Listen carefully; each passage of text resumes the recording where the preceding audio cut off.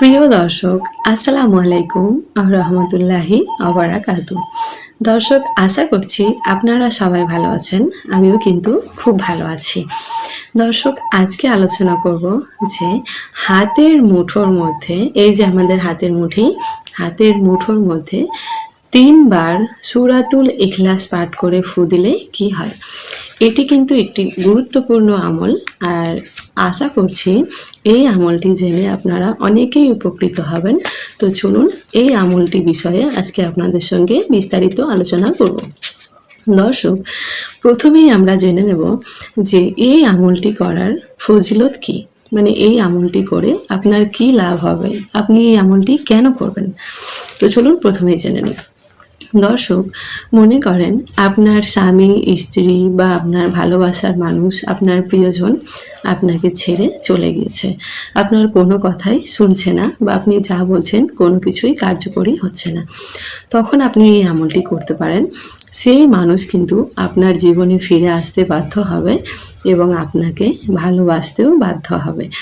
তো এই আমলটি অনেকই গুরুত্বপূর্ণ আমল, আপনারা চাইলে করতে পারেন।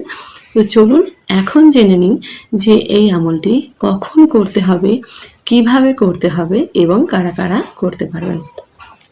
দর্শক, এই আমলটি কিন্তু সবাই করতে পারবেন, মানে যার যার প্রয়োজন।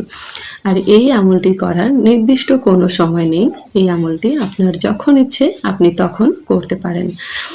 আর এই আমলটি আমরা তখন করব যখন আমরা পবিত্র থাকব, মানে এই আমলটি করার জন্য আপনাকে অবশ্যই পবিত্র হতে হবে এবং পবিত্র স্থানে বসে তবে এই আমলটি আপনি করবেন। তো চলুন প্রিয় দর্শক, এখন আমরা সূরাতুল ইখলাস সহি শুদ্ধভাবে শিখে নিই, তারপর এই আমলটি আমরা করব।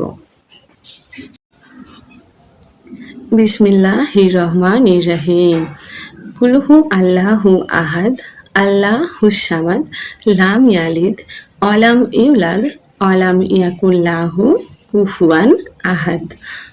প্রিয় দর্শক, এই আমলটি করার পূর্বে, মানে এই আমলটি করার আগে পবিত্র স্থানে পবিত্র হয়ে বসে প্রথমেই আপনি 3 বার ইস্তিগফার পাঠ করে নেবেন।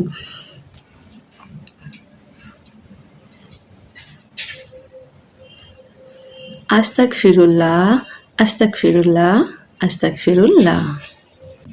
দর্শক, 3 বার ইস্তিগফার পাঠ করা হয়ে গেলে এরপর আপনারা 3 বার দরুদ শরীফ পাঠ করে নেবেন। আল্লাহুম্মা সাল্লি আলা মুহাম্মাদিন আলা আলি মুহাম্মাদিন কামা সাল্লাইতা আলা ইব্রাহিমা ও আলা আলি ইব্রাহিম ইন্নাকা হামিদুম মাজিদ। আল্লাহুম্মা বারিক আলা মুহাম্মাদিন আলা আলি মুহাম্মাদিন কামা বারাকতা আলা ইব্রাহিমা ও আলা আলি ইব্রাহিমা ইন্নাকা হামিদুম মাজিদ। এইভাবে 3 বার দরুদ শরীফ পাঠ করবেন। 3 বার দরুদ শরীফ পাঠ করা হয়ে গেলে এরপর আপনি সহি শুদ্ধভাবে সূরাতুল ইখলাস পাঠ করবেন। এরকম মুঠো করে প্রথমে আপনি প্রথমবার পাঠ করবেন বিসমিল্লাহ সহকারে। বিসমিল্লাহির রহমানির রহিম। কুলহু আল্লাহু আহাদ আল্লাহুস সামাদ লাম ইয়ালিদ ওয়ালাম ইউলাদ ওয়ালাম ইয়াকুল্লাহু কুফুয়ান আহাদ। এই একবার পাঠ করে যার জন্য আপনি এটা করছেন তার নাম নেবেন এবং হাতের মুঠো খুলে ফু দেবেন।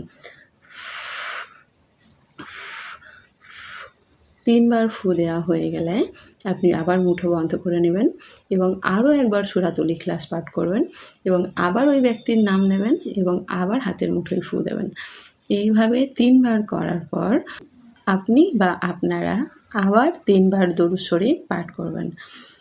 দরুদ শরীফ পাঠ করা হয়ে গেলে আপনার কিন্তু আমলটি কমপ্লিট হয়ে গেল। এই আমলটি কিন্তু দর্শক খুবই গুরুত্বপূর্ণ একটি আমল, আর এটি আপনার খুব প্রয়োজন হলে তখনই কিন্তু আপনারা ব্যবহার করবেন। আমি আপনাদেরকে পার্সোনাল রিকোয়েস্ট করছি যে আপনারা কিন্তু এই আমলটি যখন তখন বা যা কিছুর জন্য ব্যবহার না করেন, কারণ এটি একটি অনেকই গুরুত্বপূর্ণ আমল।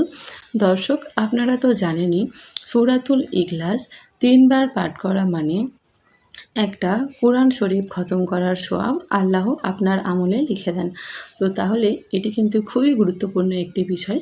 এটি যত্রতত্র ব্যবহার না করেন, এটি আপনাদের কাছে আমি পার্সোনাল রিকোয়েস্ট করছি।